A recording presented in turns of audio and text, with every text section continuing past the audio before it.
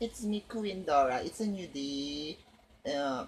Oh my God, 'di ba? It's a new day para kumuda na naman ako ng malalang malala. So, about rape joke ni Mayor Rodrigo Duterte. 'Di ba? Nakakaloka kayo, bias kayo, 'di ba? Yung mga yan, bias. Ano ba yung bias? 'Di ba? Ang comment ko lang diyan, bakit naman magsusorry si Mayor? 'Di ba? Pananaw niya 'yun. 'Di ba? Ano niya 'yun, salita niya 'yun. Tsaka wala namang masama doon. Nagbitaw lang siya ng joke. Joke 'yun, joke. Alam niyo ba ibig sabihin ng joke? 'Di ba? Hindi naman po siya nag-rape. Ni-rape niya ba yung babae? Hindi naman, 'di ba? Ang sinabi niya lang, napakaganda ng babae yung kamukha ni Queen Dara. Dapat ako munang umanis. 'Di ba? Gano'n ang kuda niya. Napakaganda ni Queen Dara. Ay kamukha ni Queen Dara yung babae. Dapat ako na lang muna. Ganon. Hindi naman niya ni-rip. Nagjo-joke lang siya. Kayo ha? Kasi kayo, natatakot kayo. Mga gobyerno, ng mga COMELEC na yan. Yung COMELEC na yan, umayos kayo. Ayusin niyo yung mga ano, yung boat na yan. Walang dayaan. Di ba? Huwag kayong mga harbat.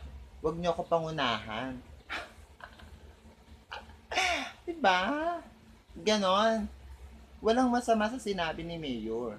Di ba? Ang mga kalaban lang naman yan Gabriela, Chururut, human rights, di ba? Ang tanong ko lang sa human rights na yan, kung kayo, may kamag-anak na na-rape, anong gagawin nyo? Ipagtatanggol nyo yung lalaking nag-rape sa anak nyo? Tell me.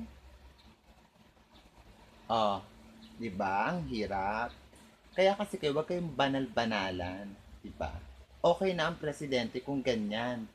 Kung warla. Kung ano, kung tarantado.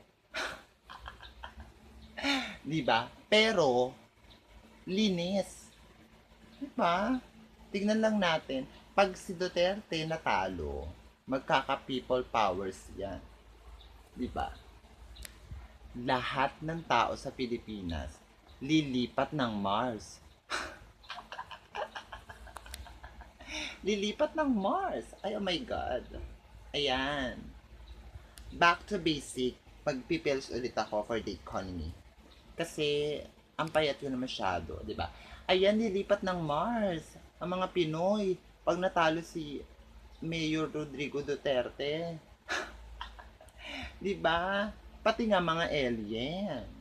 Mga katukayo kong alien, gusto si Duterte. Di ba? Pak na pa. Kaya vote wisely, guys. And merese na lang sa mga bad news kay Duterte kasi naniniwala po ako na dadayain po si Duterte. Oh my God, kahit bayaran sila ng 2 million, 3 million, chururot gagawin. Hindi naman po kasi impokrita ang iba, di ba? Pera yan, pera. Di ba nga, kaka-status ko lang, di ba na, yung mga OFW followers ko, nagpapadala po sa akin ng pera yan. Natutuwa sila sa akin. Tulong nila sa akin. Eh, hindi naman po ako impokrita. Hindi naman po ako mayaman. Di ba? Kaya, tanggap lang ako ng tanggap. At saka yung pera naman na pinadadala nila sa akin, binibili ko ng gamit ko, ng kung anong gusto ko. Tsaka wala akong pakialam. Ganon din sila, di ba? Pero hindi po ako hindi po ako ganon. Kay Duterte po ako kahit hindi pa po ako botante. Pero po, ini-endorse ko po siya ng bonggang-bongga. Diba? Pak! At saka sa mga friends kong bakulaw na against kay Duterte, talagang gumagano yung against kay Duterte. Wala pa akong pakialam dahil opinion nyo po yan, di ba? Opinion nyo yan. And keep modeling lang, mga bakulaws. Di ba? At wala akong pakialam, di ba? Kung sinong gusto nyo, basta kami. At saka po kasi hawak po ko ni Pebbles de Asis May Mudra, si Maria Sofia Lab, tsaka yung mga internet sensation po, hawak po nila ako. Kaya po ako nagbibideo about kay Duterte. Diba? Hawak po nila ako, kaya po ako nakakadena dito. Diba? Yan. Umagang-umaga, kumukuda na naman ng Queen of Ansha, 'di ba? Pak!